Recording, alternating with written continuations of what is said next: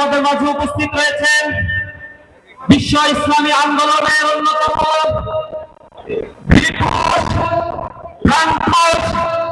বাংলাদেশের লক্ষ কোটি জনতার হৃদয়ের স্পন্দন মানবিক নেতা ডক্টর শফিকুর রহমান সহ উপস্থিত বিভিন্ন দলের নেতৃবৃন্দ, উপস্থিত রয়েছে ঢাকা 15 আসনের সাধারণ ছাত্র জনতা।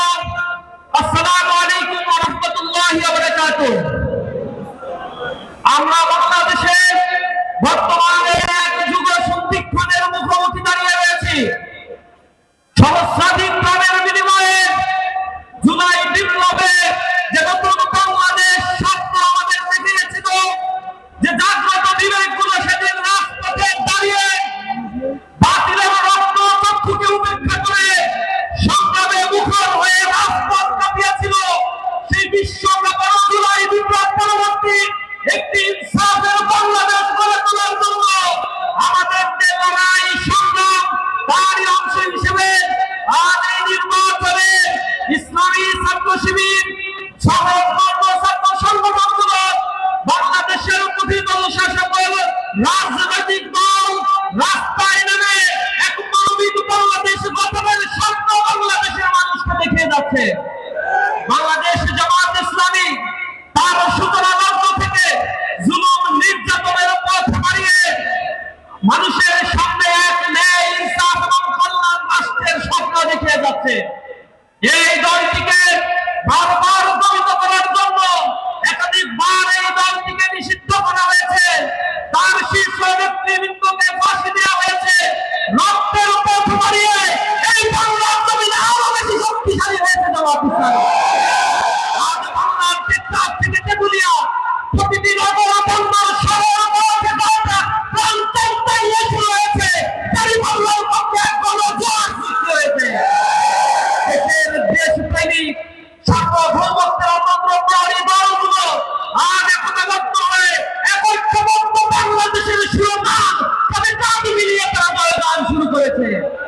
মানুষ এখন অপেক্ষা করছে আগামী 12 ফেব্রুয়ারি যে নতুন ভোর উদিত হবে, সেই ভোর উদিত হবে ইনসাফের বাংলাদেশের ভোর। ইনশাআল্লাহ আমরা এই বাংলাদেশকে দুর্নীতি মুক্ত, চাঁদাবাজ মুক্ত, সন্ত্রাস মুক্ত, মানবিক ইনসাফের একটি বাংলাদেশ গড়ে তোলার জন্য জীবন দিতে প্রস্তুত আছি ইনশাআল্লাহ। সংগ্রামী উপস্থিতি, এই বাংলাদেশের মানুষের 54 বছরের ইতিহাসে যে স্বপ্নগুলো বাংলাদেশের মানুষ দেখেছিল, সেই স্বপ্ন বারবার তারা বলেছিল আমরা রাজনীতিকে পেরিয়ে শক্তির মতো একটা দল ক্ষমতায় এসে আধিপত্যবাদের কাছে তাদের মাথা নত করে এই জনগণকে তারা লাঞ্ছিত করেছে বারবার। এবার সময় এসেছে, অনেক কিছু দেখা শেষ, নতুন বাংলাদেশ গড়ার জন্য এখন দাঁড়িপাল্লায় আমাদেরকে ভোট দিয়ে একদিন সফল বাংলাদেশ আমরা গড়ে তুলব ইনশাআল্লাহ।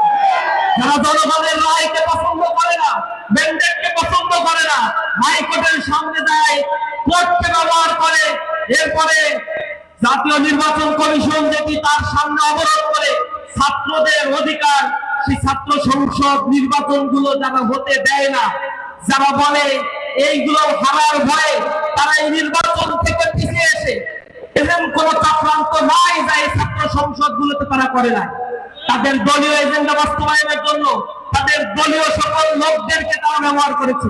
তাদের ভিসি থেকে শুরু করে যারা ছিল তাদের সকল শক্তি বিনিয়োগ করেও ছাত্রদের ন্যায় যেখানে দিয়েছে, পরিবর্তন সেখানে সংগঠিত হয়েছে। আগামীর বাংলাদেশেও জনগণ যে পক্ষে রায় দিবে সেই বাংলাদেশ সেভাবেই গড়তে হবে ইনশাআল্লাহ। সকলকে রাজপথে থেকে নিজেদের ভোট অধিকার গুনে নেওয়ার জন্য আহ্বান জানাই। আমরা ভোট দিব, ভোট গুনে নিয়ে আমরা কেন্দ্র ছাড়বো ইনশাআল্লাহ। আগামীর বাংলাদেশে যদি কেউ রক্তচক্ষু দেখে টাকা দিয়ে ভোট কেনার চিন্তা করে, বিশ্ববিদ্যালয়ের ছাত্ররা দেখিয়ে দিয়েছে টাকা দেওয়ার পরে ভোট এই বাংলাদেশের মানুষ এখন স্বাধীন চিন্তা করতে পছন্দ করছে।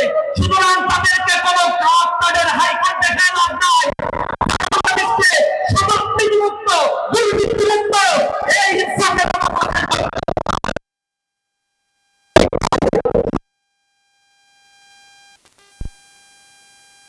আহ্বান জানিয়ে আসসালামু আলাইকুম ওয়া রাহমাতুল্লাহ।